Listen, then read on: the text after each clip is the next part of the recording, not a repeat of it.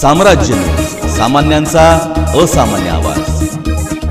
राज्य उत्पादन शुल्क मध्ये 700 जागासाठी भरती। राज्य उत्पादन शुल्क विभागातील विविध पदाची भरती प्रक्रिया फेब्रुवारी महिन्यात सुरू झाली आहे।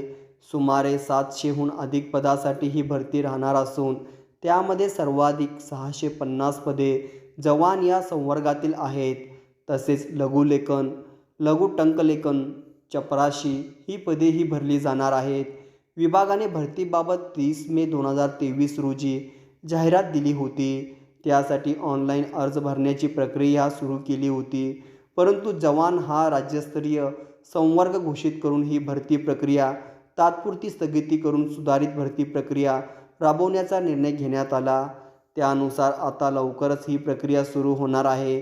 नव्याने काढण्यात येणाऱ्या जाहिरातीमध्ये जवान संवर्गातील 578 जवान आणि वाहन चालक तर संवर्गातील 73 पदे भरली जाणार आहेत।